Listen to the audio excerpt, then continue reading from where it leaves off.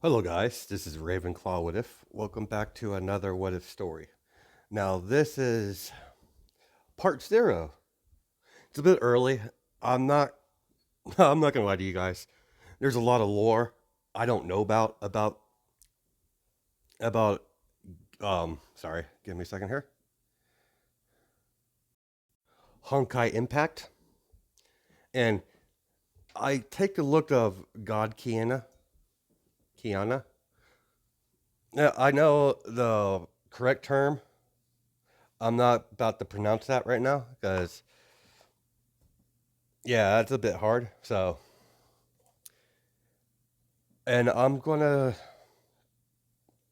no, sorry, I'm gonna. I was trying to figure out what name I should give this female Deku. It's I'm just call her Kiana.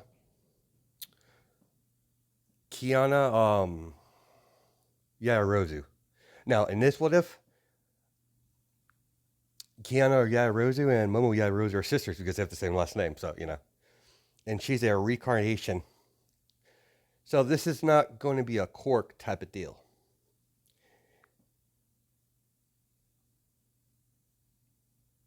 You know what? Scratch that. I'm gonna make this a quirk. So yeah, I'm gonna make this her power set. I looked at I looked at the description of all her powers. Thanks to one of my subscribers sending it on Discord. Thank you, man.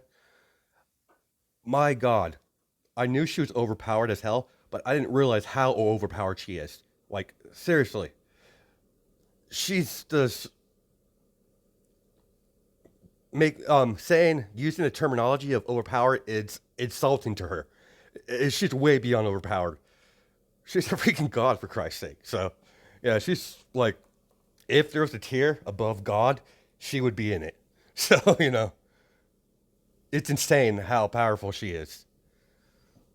I know in the Impact world, there's foes that could go to toe to her, but we're not going to get into the whole Hawkeye Impact lore about that stuff like that. So I was thinking about implementing the two worlds together, but I don't know enough about the world about Honkai Impact to do that. So you'll be seeing that in the future.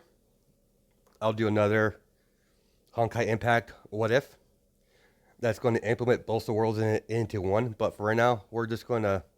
This is mostly a test on my part. This is not really a test, but this is just to get my foot in the water to make these type of what ifs. So now, now her personality set is going to be very unstable, psychotic. I'm gonna use a bit of her personality that's in canon. So she's, yeah, judging by your guys on the poll, she's gonna be a very unstable, psychotic hero. I had a whole scenario plan for the villain version, but you guys wanted to see hero, so I had a whole I had a whole thing going between Momo and Kiana, the whole relationship aspect down if she's a villain. So I'm changing it up. So let's just take a brief summary of her powers. I'm not going to get into all of it. She's not going to have all her powers because that's just insane. I'm going to have to nerf her quite a bit.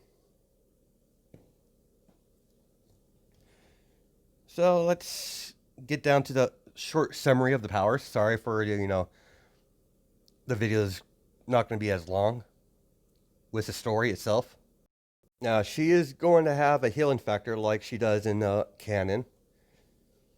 She's going to be physically strong, stronger than most people. Speed, reflexes. She's able to, use telepathy. Uh, telepathy. Yeah, I can't pronounce that right now. The queen has dominant power to use telepathy to whisper and minds.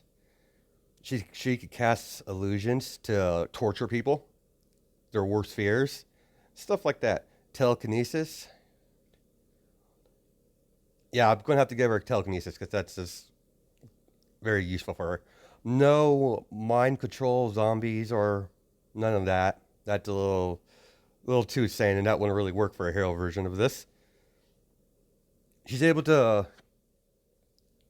No, I've seen her create stuff in her portal, so she's going to have some similarity with Momo's quirk, but it's only to create her spears and other weapons that if she needs to.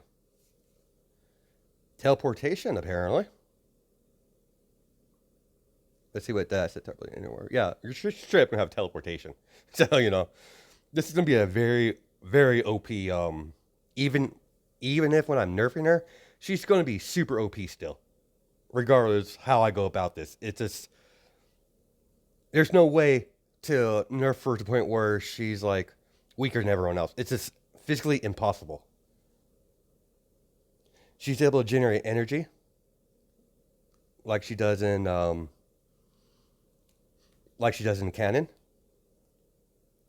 and she's able to redirect energy attacks like fire, explosions through portals. That's because I saw the the clips of it when she was fighting Maya. Well, not technically fighting her, but fighting those mechs. I forget what they're called.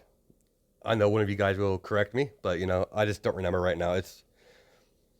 I'm slowly getting to understand what the series is all about. So it's gonna take a little bit for me to get all the terminology down, the words and everything like that. So I'm not going to pretend to know 100% about this the Thor of this game. There's no point. Now, I'm gonna nerf her immortality just a tad bit. She won't be able to eat. She doesn't need to eat, drink, or breathe, but she's still able to be killed if she's damaged enough for her healing factor is unable to recover. If the healing factor is strained to a certain degree, she can die. Yeah, stupid.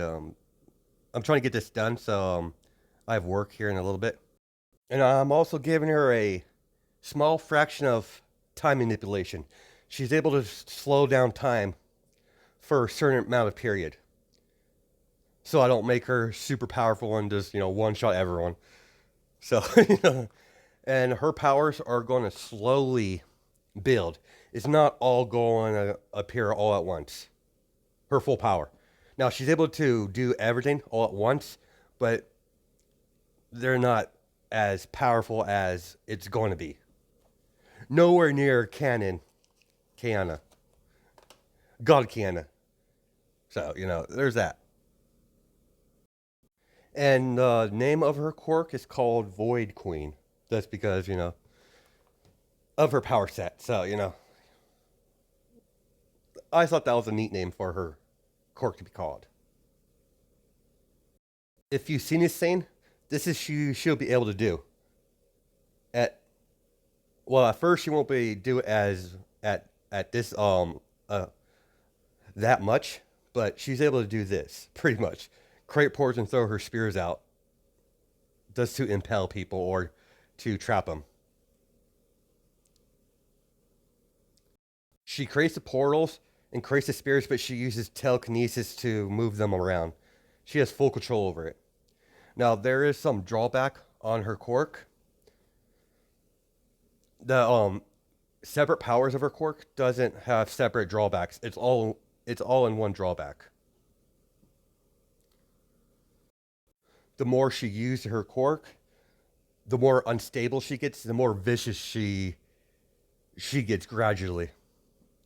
Where if she totally taxes out, if she like totally goes full on with her quirk, she could become a major threat. So it's going to be a very she's going to have to watch herself constantly.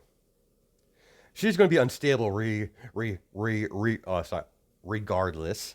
I can't speak apparently today, so now I finally decide I was going to put the story into this, but I'm going to add this for a different video. So I'll upload part 0 when I get home tonight, so I can think of the story a little more.